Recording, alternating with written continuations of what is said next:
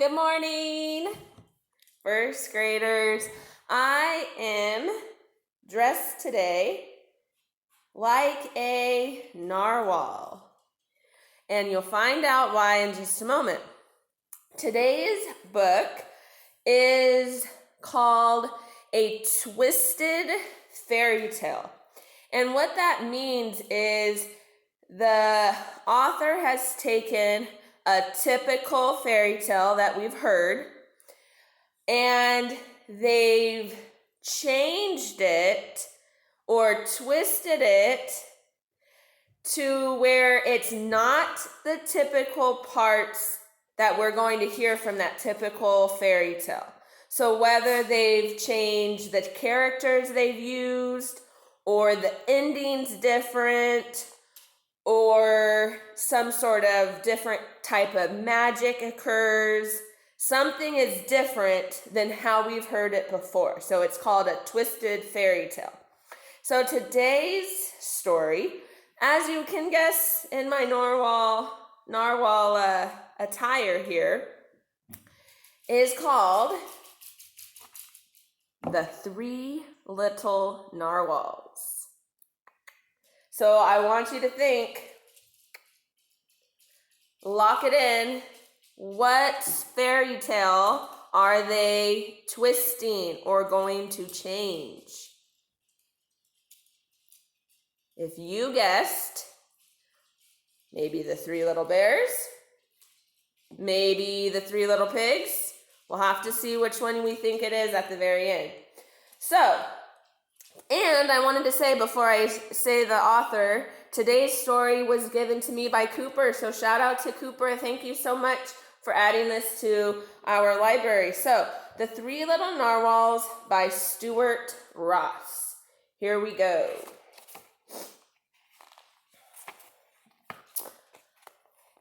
Once on the cold green sea, there sailed a pirate ship belonging to some very greedy, we know that word, greedy, pirates.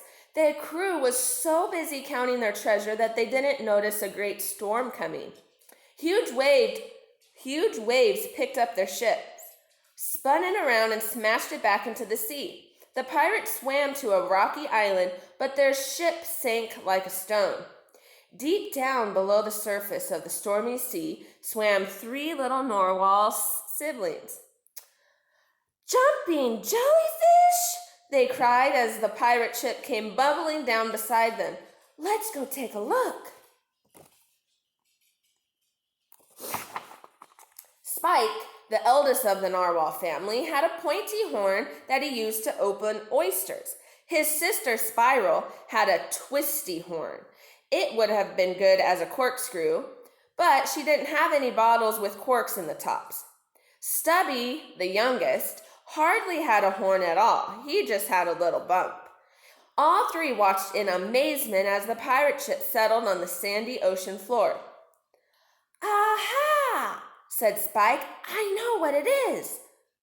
"Well, what is it?" asked Spiral. "It's a ship," exclaimed Spike. Spiral frowned. "But what's it for?" Spike wiggled his horn in an important manner and replied, It's for, Petey, excuse me, you're interrupting our story. I know what it's for, interrupted Stubby. It's for making things. "Ooh, what sort of things?" said Spiral excitedly. Stubby thought for a moment. "Well, anything you want, especially houses." So each little narwhal started to build a house from parts of the pirate ship. "I'm the oldest and the fastest swimmer," boasted Spike, "so I have first choice." He zoomed up to the ship and began collecting the top parts. He took ropes and sails, poles and masts. Petey, come on. Humming to himself, he propped them up on the ocean floor and made a sort of makeshift tent. When the tent was finished, he swam back to admire it.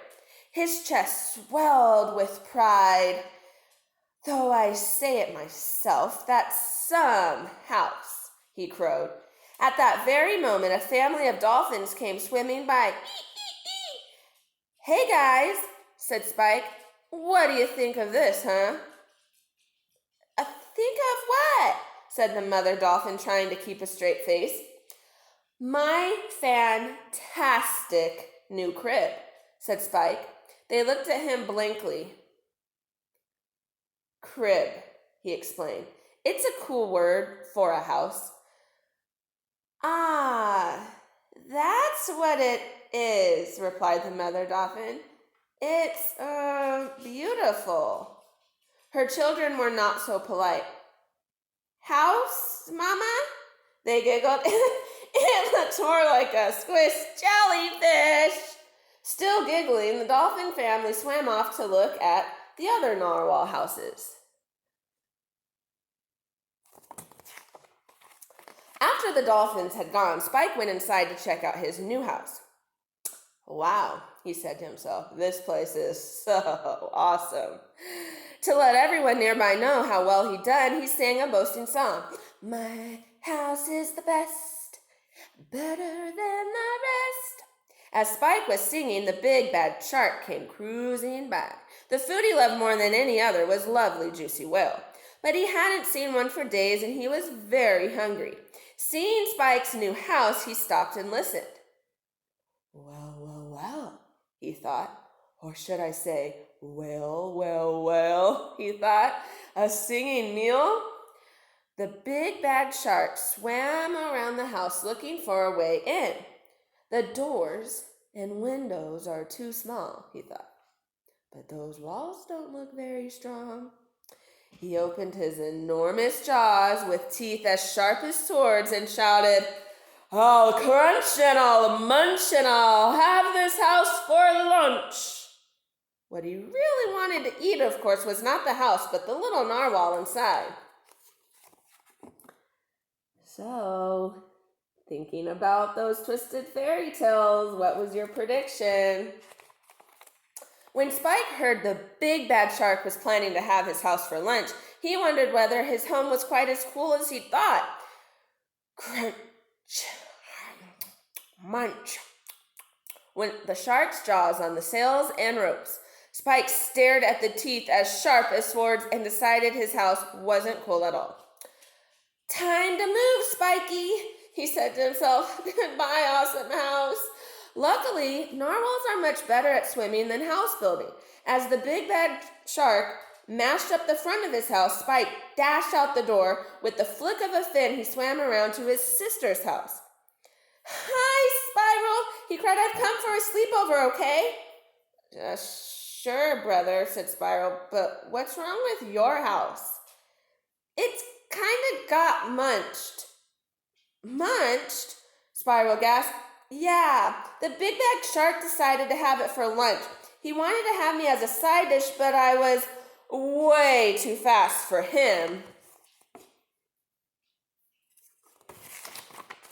Spiral had built her house with wood from the pirate ship. She had decorated it with coral, seaweed, and shells. As she showed Spike around, she explained how beautiful it was, in case he couldn't tell.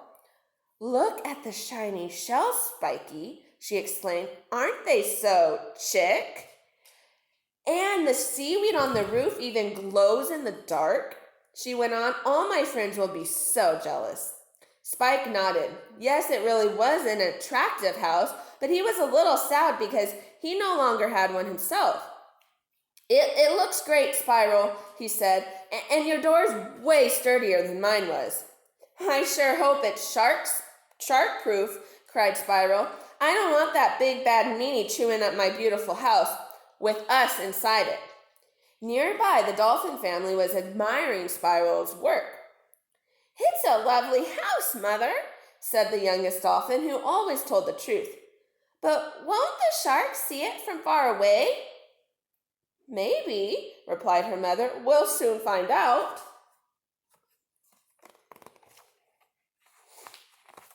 The big bad shark hadn't noticed Spike leaving by his back door, so when he had finished crunching and munching and found no narwhal inside, he was very angry. He was hungrier than ever, too. Where's that little whale thing gone? He wondered. Peering around the ocean floor, he spotted something pink and glowing. It was the shiny coral on Spiral's roof. Aha, he thought, what have we here? He cruised up to the pretty house and listened. Spike was happy now that he had helped his sister decorate her door, and the two narwhals were singing together proudly. Our house is the best, better than the rest. Well, thought the shark. Another singing meal, 2 dishes this time. He searched for a way in. Finding the door in windows too small, he opened his enormous jaws with teeth as sharp as swords and shouted, I'll crunch, and I'll munch, and I'll have this house for lunch. What he meant, of course, was not the house, but the 2 little narwhals inside. Oh my, exclaimed Spiral when she heard the shark outside. What's that? I know what it is, wailed Spike. It's the big bag shark with teeth as sharp as swords, and it's a munch time. As Spike spoke, the shark started to eat his way into the house. Snap went the enormous jaws. Chomp, chomp, snap. He bit through the wooden walls, he chewed up the shark-proof door, and he chomped away the roof decorated with green seaweed. Beautiful house, wailed Spiral. Forget your house, cried Spike. It's your tail you need to save. Let's go. With a flick of a fin, the little narwhal zipped out through the back door and swam around to Stubby's house. Hi, Stubbs, Spiral said, panting. We came for a sleepover, okay?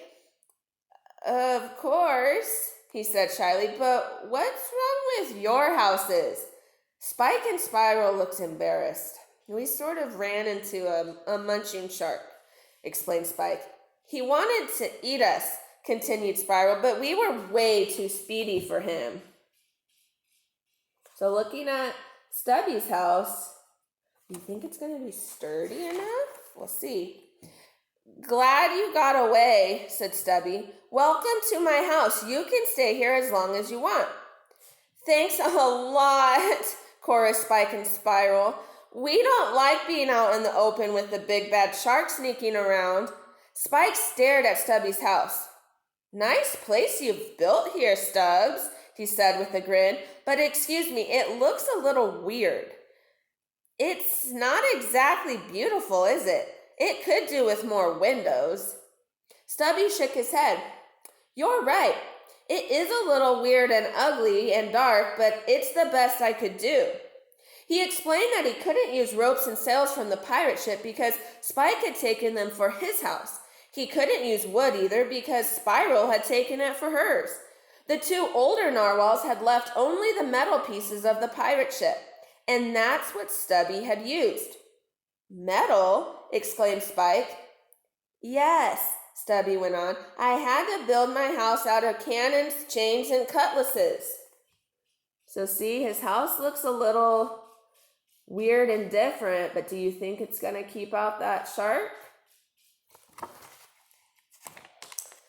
Cannons, chains, and cutlasses, exclaimed Spike. No wonder your house looks weird, Stubbs. Looks aren't everything, he replied quietly. You're right, said Spiral kindly, and it looks strong enough to keep out munching, crunching sharks. When he looked around, Spike agreed, and soon the 3 little narwhals were singing together loudly in Stubby's weird but wonderful house. This house may not be sparkly, sang Spiral. It may not be great for parties, continued Spike, but we'll stay here in the dark, see? Sang Stubby. While we're hiding from the sharky, they all chorused together. Not far away, the dolphin family was also looking at Stubby's house. Like Spike, they thought it was really odd. In fact, said the youngest dolphin, it's the craziest house I've ever seen. Maybe, said her mother, but looks aren't everything. She glanced around anxiously. Even so, I wish they wouldn't sing. I'm afraid the big bag you-know-who will hear them. The big bag shark was now very, very hungry. He had seen 2 juicy whale things which had made his mouth water, but he hadn't managed to catch them. Hearing the three little narwhals singing in Stubby's house, he thought, well, well, well, yet another singing meal, and this time there are 3 dishes, an appetizer, a main course, and a dessert. Once again, he swam around the house looking for a way in. Finding the doors and windows too small, he opened his enormous jaws with teeth as sharp as swords. Then he began, "I'll crunch, and I'll munch." But someone else said, "And I'll have this house for lunch." Hey, thought the shark, who dares use my special dinner time poem? It was the 3 little narwhals. Spike and Spiral had heard the rhyme before and had taught it to Stubby. They couldn't stop giggling. The big bad shark was absolutely furious. "Right," he bellowed. "Attack!"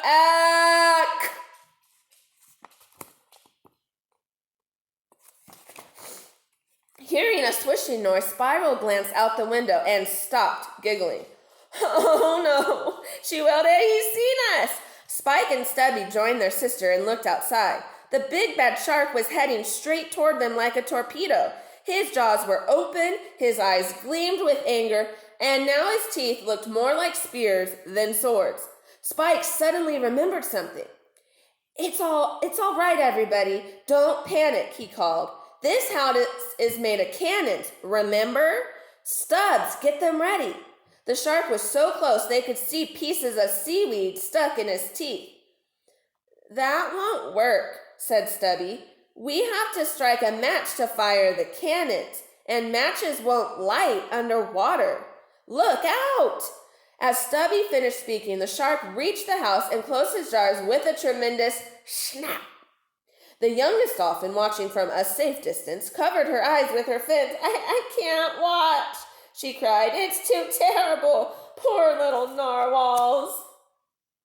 See the seaweed in his teeth? Yikes. The big bad shark was very good at things that didn't need brain power, like eating. But he was not very good at thinking or noticing. He said the same rhyme over and over again because he couldn't think of anything else. And he hadn't noticed Spike and Spiral escaping out the back doors of their houses. He hadn't noticed ships sailing on the sea above him either.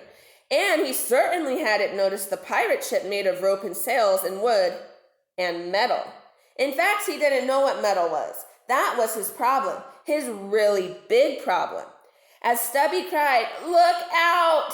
and the youngest dolphin covered her eyes and sobbed, the angry shark closed its enormous jaws over a large brass cannon. There was a clinky, crashy, crunchy noise as his teeth, as sharp as swords, bit on the big brass gun. A second later, he let out a long and furious howl. "Ow!"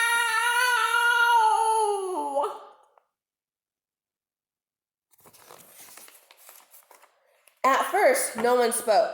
Eventually, Stubby put his head out the window and said with a smile, "Mr. Shark, I believe cannons are made for shooting, not eating." The big bad shark glared at him but said nothing.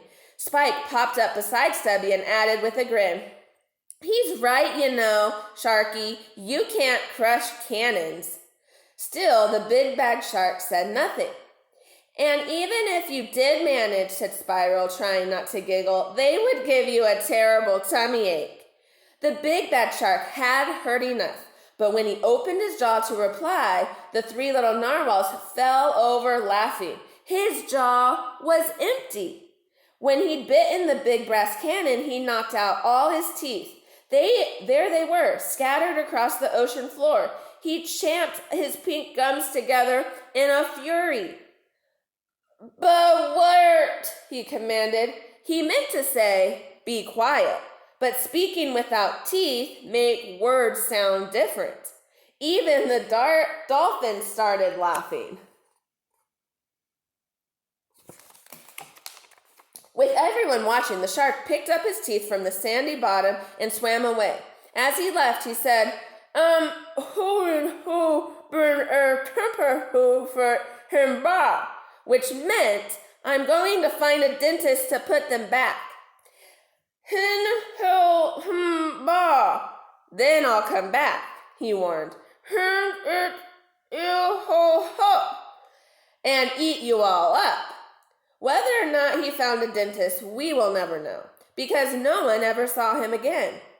The dolphin family swam over to tell the three little narwhals how brave they were. Could they do anything to help? They asked. Yes, please, replied Stubby. My house is too small for all three of us. We need to make it bigger. Can we help? Said the little dolphin to his mother. Of course we can, she said. There are plenty of pieces of rope and sail and wood where spikes and spiral houses used to be. Let's use them to build you a bigger and better house, Stubby. The narwhals and dolphins built a fine new home. When it was finished, they wrote Narwhal Mansion on a board beside the front door. Underneath, they wrote Sharks Keep Out. The story of how the three little narwhals defeated the big bad shark spread throughout the ocean. Fish of every kind came to meet the three heroes and see their famous mansion. Well, not fish of every kind. They never got a visit from shark.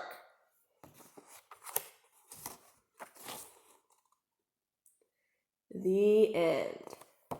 So, for our activity, I will explain it in the comments below, but I want you to take some time right now after you either turn off the video or pause the video, and I want you to think, how is this story, this twisted fairy tale, different from the original?